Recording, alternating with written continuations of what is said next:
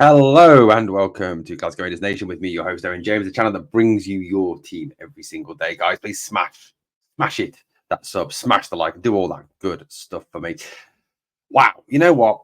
We go from having chairmen who barely ever speak to the media. You can set your watch almost by it once every 2 years. They'll come out and talk, and most of the interviews they give you sit there and you go, fuck, no, just stop now. Don't say any more, please. Don't say any more. You're looking like an idiot. And they don't. But yeah, we go. So John Bennett, I think it was once every 2 years he spoke, and then he got a bit more frequent and just said stuff that most of us sat with our hands in our heads and just were like, Mr. Caveat. Shh. And then you obviously had Douglas Park, who was allergic to the media. And you got Dave King, who loves the media. So there you go. But John Gilligan has put down his Horlicks. He's got his typewriter out, and he's tapped out another message to the fans. Yep, he is ready to speak yet again. Everyone's favourite granddad has got forward, and said because he's been in place now for a month. Yes, a month. It's time for him to give an update. I mean, it's kind of revolutionary at Rangers. It really genuinely is. And what an amazing achievement. An over 70-year-old being revolutionary like this. Just, I mean, who'd have thought the chairman could actually speak to the fans on a regular basis? I mean, it's almost, I don't know, modern football. Anyway, what did he have to say to the fans? I mean, that's obviously who he's targeting with this statement, as well as obviously the wider media world. He talked about the fact that it was great to be back home at Ibrox, which I think we all agree on. It is great to be back at our home ground. I mean, playing at Hampden, I mean, Hampden's great for semis and finals, but other than that, it's not great, is it? It's not a great place to play games. It's a bit of a dump. It's not a great national stadium. It's probably I think it's probably the worst national stadium in the whole of the United Kingdom. It really genuinely is. I'd put the Principality, I'd put Wembley, I'd put Murrayfield above or Twickenham. I'd put all those stadiums ahead of Hampden as top homes for national sports teams. I even put Lords ahead of it. And I don't even like cricket. He said obviously there's some finishing work still to be undertaken on the Copeland, but they're obviously ongoing. He's obviously thanking the supporters for their ongoing patience around those completed works. You talked about the fact that the new facilities for disabled fans are first class, and the feedback that they've had has certainly been very positive indeed. So that's good. I mean, that is all positive. I mean, looking after all fans, being an inclusive club, being a club that includes everyone is a massive positive. So well done to the club on that one. Yes, it took time. Yes, there were some decisions made that weren't the best. Yes, there were some cock-ups along the line, but we got there in the end, and that's the main thing. He then talked about the Europa League, and he talked in particular more away from kind of the performance of the team, because as sort of interim chairman, it's not really his position to comment on football matters, on performance on the pitch. It's not his job. He doesn't have a football brain. I think we can all kind of agree on that. He said, after a fantastic result in Malmo, we're all disappointed with the Europa League result against Lyon, but I was proud to see the supporters staying with Philippe and the team until the final whistle. Which, on the whole, we do. We back the team onto the final moment. We know that in the Europa League, there is that higher level of competition. It's a difficult level of competition above what we're used to in the league. And that's standard, isn't it? However, he did speak about the disappointment of that evening, the pyrotechnics, which have again cost the club money. Fortunately, there is no closures to the stands, which is positive news. That was a worry at the time that they were going to close certain stands down because of the pyrotechnic displays, which has happened at other stadiums around the world. Apologies, we hear the dog barking in the background. He said that the actions of a small minority of supporters who use pyrotechnics at the match has seen the club fined €13,750 by UEFA. This is in addition to a €19,000 fine for a similar incident in the match with Malmo. So overall, we've cost the club's been cost nearly €30,000 by fans using pyrotechnics. Look, I mean, before I comment on this, let me give you the chairman's side of it. The chairman said, "My message is the use of pyrotechnics must stop and stop now at all of our matches, home and away. Not only could the repercussions become ever larger for the club, many supporters have difficulty coping with the effects of pyrotechnics, whether that be the smoke or loud bangs they produce. It is desperately unfair for any Rangers supporter to come to a match and be affected in such a manner." Look, I get that pyrotechnics add to the atmosphere. I get that there's that saying no pyro, no party, and I get that other clubs do it. But I don't really care what other clubs do. I don't care if other clubs use pyrotechnics. I'm only commenting on Rangers. That's what I'm talking about. Look, the fans who are using this need to stop, and they need to stop now. You know, if you're a supporter who uses pyrotechnics, who takes pyrotechnics to a game, please stop. Please just don't do it anymore. Please think of the club before, you know, put that pea-sized brain of yours into gear and don't take them. Just don't do it. It's simple, because you're going to cost Rangers more money, and it's not like we've got a lot of it. At the end of the day, it could lead to wider repercussions, like, for example, the closure of stands for games, which is going to cost an even more money and affect the support in the ground. You know, it could it lead to away fan bans from games, and no away support has been allowed to travel. There's a whole sequence of things that this event could set off. So look, if you are one of the people who are taking pyrotechnics, and we know there's certain groups within the fan base who do that, stop. Just stop. Listen to the chairman. Listen to the club.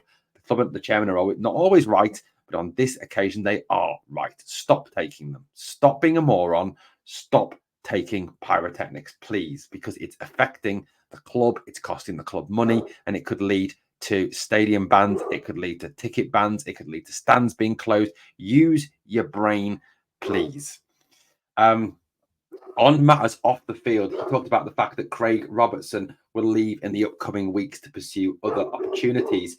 He obviously placed on record his thanks to Craig for the work that he'd done since he joined the club in 2016, and wished him well with future endeavours.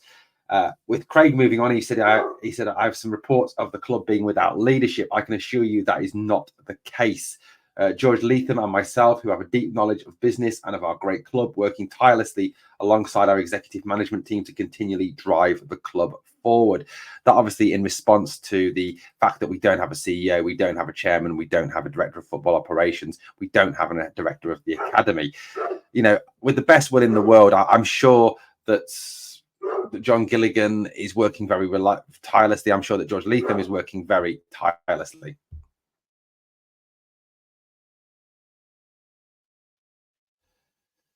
You know, I'm sure that is all happening, but you know, there is a real need to have these people in place. You cannot realistically have two men doing the jobs of four men. It just is not practical. It really genuinely isn't.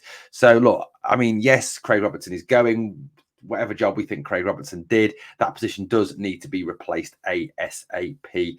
I would urge a real football man to be brought in and put in charge of the director of football operations, and given a real oversight of the running of the club in terms of the A team, the B team, the under 18s, the fitness side of it, the conditioning side of it.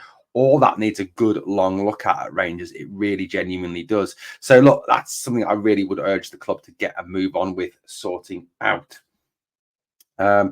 He spoke about the fact that obviously Niels Coppen had spoken to the media as regards the trading model and the January transfer window planning been underway, which was all positive. You know, the fact that we're already thinking about January, we're thinking about the positions that need strengthening, the players that could be going out.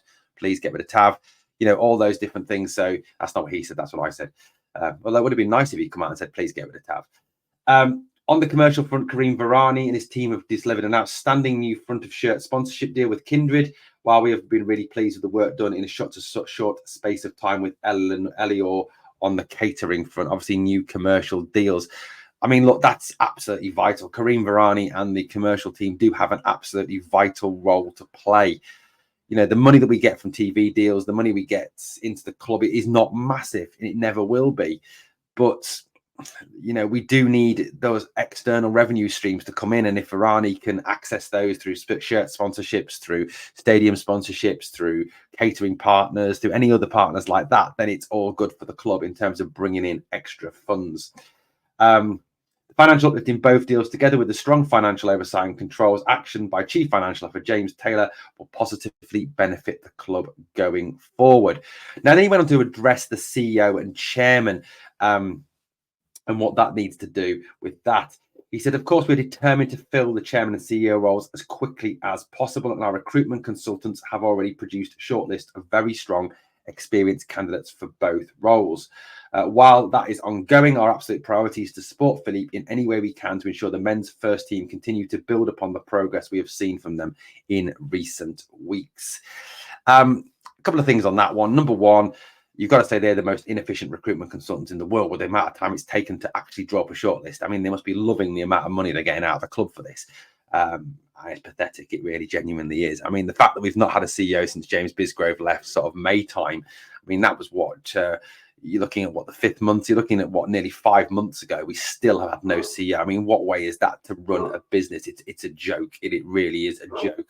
The fact that, like, they're just drawing up shortlists now and they're just putting together shortlists now, then it's incredible. It's incredible that we could actually get to Christmas, even the January transfer window, and still not have a CEO.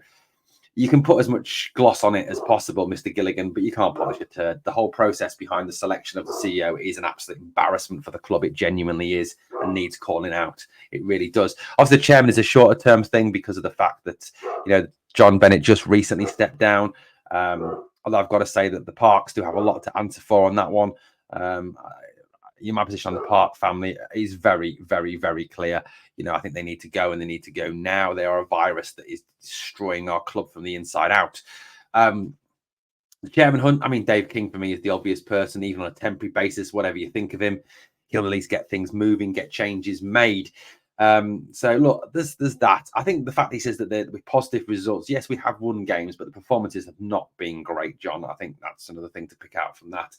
We still haven't got a style. We still haven't got a real effective shape that works. So there is that downside to the whole situation.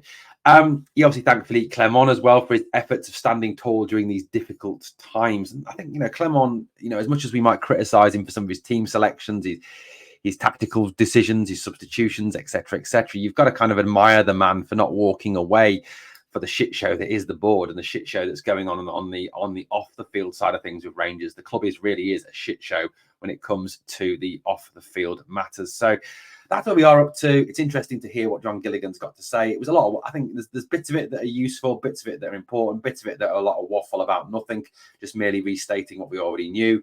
CEO hunt is still ongoing. How the hell that's still ongoing isn't just a shambles. It really is.